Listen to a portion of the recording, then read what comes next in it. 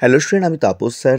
আজকে এই ভিডিওতে তোমাদের 6 সেমিস্টারে হিস্ট্রি অনার্সের যে CC14 পেপারটি আছে, তো সেই 14 পেপারের একটি 10 মার্কসের অত্যন্ত গুরুত্বপূর্ণ প্রশ্ন, যেটি তোমাদের 2022 সালে এসেছিলো এবং এবছরও তোমাদের কিন্তু এই প্রশ্নটি খুবই ইম্পর্টেন্ট।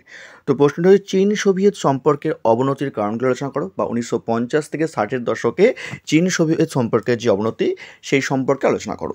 তো দেখো, তোমাদের যে প্রশ্নটি আছে তার উত্তর দেখো। তোমাদের বলবো, এখনও চ্যানেলটিকে সাবস্ক্রাইব করোনি, অবশ্যই চ্যানেলটিকে সাবস্ক্রাইব করে রাখো এরকম ভিডিও সবার আগে পাওয়ার জন্য। তো দেখো, তোমাদের যে প্রশ্নটি আছে তার উত্তরটি দেখো।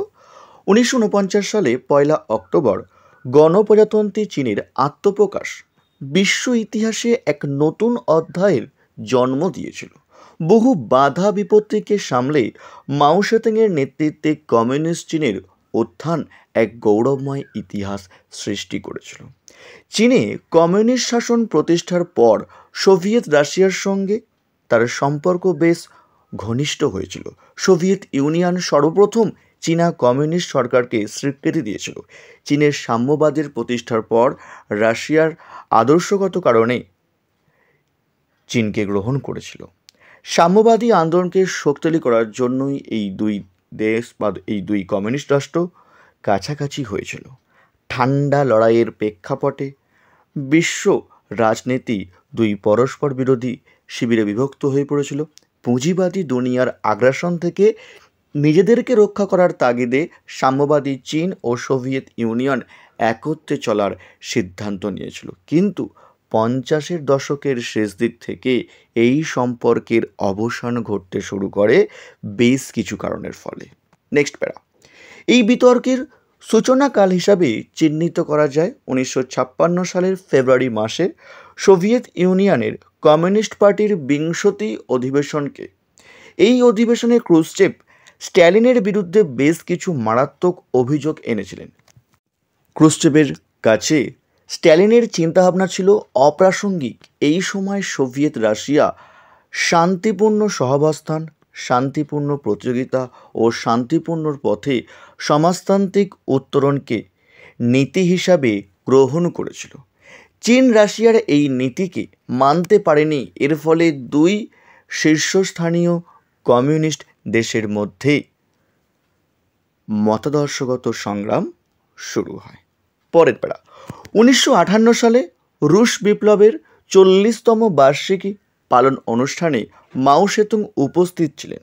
চীন যে সোভিয়েত রাশিয়ার নতুন নীতিকে মানতে রাজি নয় তার বহিঃপ্রকাশ করেছিল। সোভিয়েত ইউনিয়ন উন্নত ধরনের ক্ষেপণাস্ত্র প্রস্তুত করেছিল। চীনেই এইগুলিকে মার্কিনদের বিরুদ্ধে প্রয়োগ করতে চেয়েছিল। তার মতে সোশ্যালিস্টরা সাম্রাজ্যবাদীদের চেয়ে অনেক বেশি শক্তিশালী। তিনি সামরিক শক্তিজোটের দ্বারা সাম্রাজ্যবাদী শক্তিকে যুদ্ধে পরাজিত করতে চেয়েছিলেন, কারণ চীন মনে করেছিল যুদ্ধই সব সমস্যার সমাধান করবে। এই জন্যই চীন রাশিয়ার এই নীতিকে মেনে নিতে পারেনি। মতাদর্শগত এই বিতর্ক দুই কমিউনিস্ট দেশের মধ্যে সম্পর্ককে ক্রমশ খারাপ করেছিল। পরের পাড়া।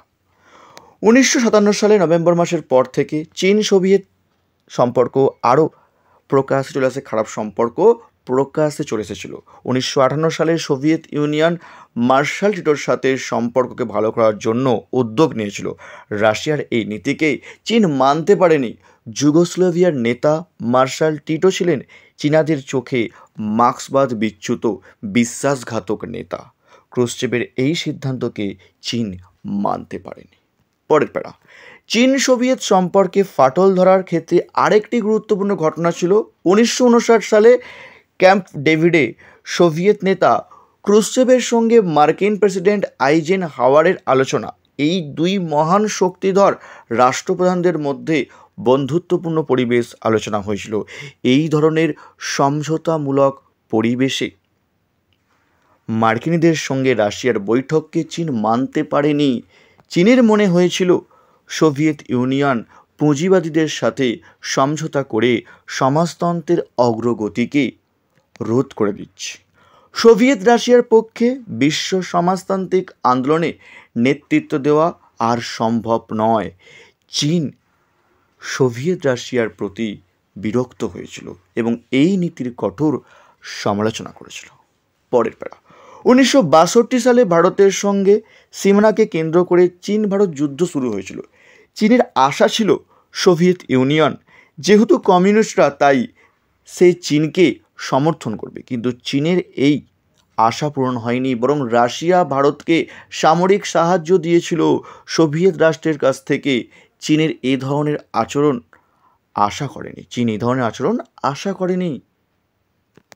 একই সঙ্গে বা একই সময় যে কিউবার সংকট শুরু হয়েছিল, তাতেও দুই দেশের সম্পর্ক নষ্ট হয়েছিল। কিউবাকে নিয়ে সোভিয়েত রাশিয়া ও মার্কিন যুক্তরাষ্ট্রের মধ্যে যুদ্ধময় পরিস্থিতির সৃষ্টি হয়েছিল, কিন্তু যুদ্ধকে আটকানোর জন্য ক্রুশ্চেভ কিউবাকে দেওয়া ক্ষেপণাস্ত্র ফিরিয়ে নিয়েছিল। বিনিময়ে আমেরিকা কিউবাকে আক্রমণ করেনি। সোভিয়েত ইউনিয়নের এই ভূমিকাকে চীন মানতে পারেনি। পরের প্যারা, এটি তোমাদের শেষ প্যারা। তো যারা এখনও চ্যানেলটিকে সাবস্ক্রাইব করোনি, অবশ্যই চ্যানেলটিকে সাবস্ক্রাইব করে রেখো এরকম ভিডিও সবার আগে পাওয়ার জন্য। দেখো লাস্ট প্যারা, অর্থনৈতিক কারণে ও দুই দেশের মধ্যে বিরোধ দেখা দিয়েছিল। প্রথম দিকে সোভিয়েত ইউনিয়ন চীনকে আর্থিক সাহায্য দিয়েছিল, যদিও সেই সাহায্য চীনের প্রয়োজনের তুলনায় কমই ছিল।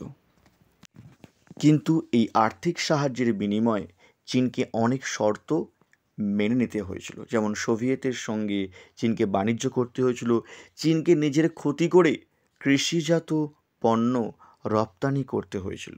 ফলে দুই দেশের মধ্যে স্বাভাবিক সম্পর্ক তিক্ত হয়ে উঠেছিল। এই সব কারণের ফলে দুই কমিউনিস্ট দেশ সোভিয়েত রাশিয়া ও চীনের মধ্যে বিরোধ দেখা দিয়েছিল। এই বিরোধের ফলে কমিউনিস্ট আন্দোলন দুর্বল হয়ে পড়েছিল। সমাজতান্ত্রিক দুনিয়ার বিরোধ তার প্রতিপক্ষকে অনেক শক্তিশালী করে দেয়। তো এই ছিল তোমাদের CC14-এর একটি অত্যন্ত গুরুত্বপূর্ণ প্রশ্ন, তার উত্তর তোমাদের সামনে আলোচনা করলাম। যদি ভিডিওটি ভালো লাগে অবশ্যই লাইক করো, আর যারা এখনও চ্যানেলটিকে সাবস্ক্রাইব করনি অবশ্যই চ্যানেলটিকে সাবস্ক্রাইব করে রেখো এরকম ভিডিও সবার আগে পাওয়ার জন্য। আমি তোমাদের সাজেশান, নোটস, শর্ট কোশ্চেনের উত্তর, এমনকি তোমাদের যে প্রশ্নপত্র, তোমাদের যে বইয়ের লিস্ট, সবই কিন্তু আমি তোমাদের পার্ট টু পার্ট দিয়ে দিই। তো এরকম ভিডিও পাওয়ার জন্য কিন্তু অবশ্যই চ্যানেলটিকে তোমরা কিন্তু সাবস্ক্রাইব করে রেখো। তো আজকের মতো এইটুকুই। আর তোমরা কোন ধরনের ভিডিও চাইছো অবশ্যই তোমরা কিন্তু আমাকে কমেন্ট করে জানাবে যে তোমরা কোন ধরনের ভিডিও দিলে তোমাদের পক্ষে সুবিধা হবে বা তোমাদের হেল্প হবে। তাহলে আমি চেষ্টা করবো তোমাদের জন্য সেই ধরনের ভিডিও সবার আগে নিয়ে আসার। তো আজকের মতো এইটুকুই। খুব তাড়াতাড়ি তোমাদের জন্য আবারও নতুন কোনো ভিডিও নিয়ে আবারও আসবো।